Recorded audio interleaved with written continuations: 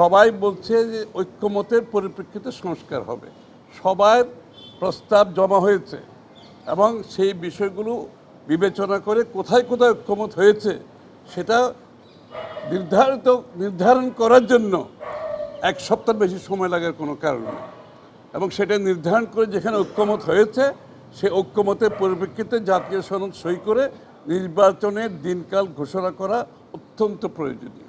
December পর্যন্ত যাওয়ারও দরকার হয় না।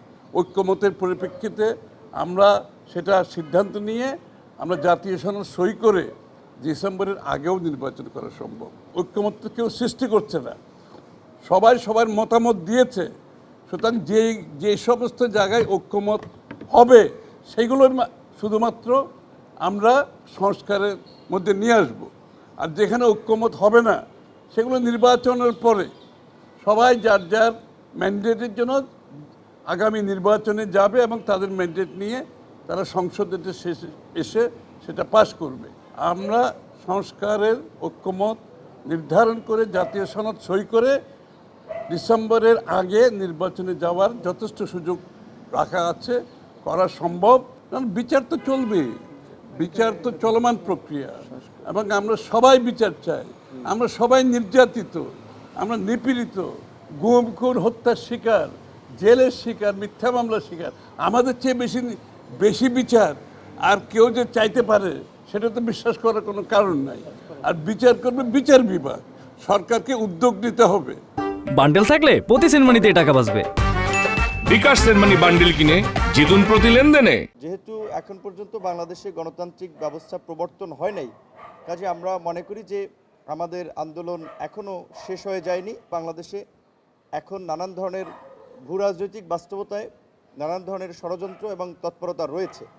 সেক্ষেত্রে একটি অনির্বাচিত সরকারের হাতে কখনোই দেশের স্বাধীনতা সার্বভৌমত্ব নিরাপদ নয়। আমরা মনে করি দেশের ভবিষ্যতের জন্য, গণতন্ত্রের ভবিষ্যতের জন্য ডিসেম্বরের মধ্যেই নির্বাচন হওয়া উচিত। ডিসেম্বরের মধ্যেই নির্বাচন হতে হবে। বিজয়ের মাসে আমরা বাংলাদেশের গণতন্ত্রের একটা নতুন বিজয় উদযাপন করতে চাই। আমরা দেখতে পাচ্ছি যে জুলাই অগস্টের পরে গত কয়েক মাস এটা না থাকলেও এই যে পুলিশ সহ বিভিন্ন বাহিনীর উচ্চপদস্থ পদে রদবদল করা হচ্ছে, যেখানে রাষ্ট্রের একটা স্থিতিশীলতা আসবে, বরং আমরা দেখি সেখানে আওয়ামী লীগের রাজনৈতিক কর্মকাণ্ড কিন্তু বাড়ছে। এটা সরকারের দুর্বলতার কারণে হচ্ছে। সেক্ষেত্রে ফ্যাসিবাদের বিচার করা কিংবা আওয়ামী লীগকে নিষিদ্ধ করার প্রশ্নে সরকারের পক্ষ থেকে শক্তিশালী ভূমিকা আমরা দেখতে পাচ্ছি। কাজে আওয়ামী লীগ এবং ফ্যাসিবাদীদের নিষিদ্ধ করার প্রশ্নেও আমরা সরকারের একটা শক্ত পদক্ষেপ আশা করছি।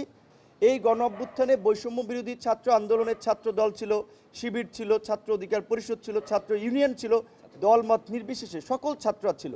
সেখানে ছাত্রদের একটা ক্ষুদ্র অংশ তারা সরকারে গিয়েছে, সেটাও আমরা সমর্থন করেছি। কিন্তু এখন যেহেতু তারা একটি রাজনৈতিক দল গঠন করেছে, তাই সরকারের নিরপেক্ষতার জন্য এই দুই ছাত্র উপদেষ্টার পদত্যাগ করা জরুরি।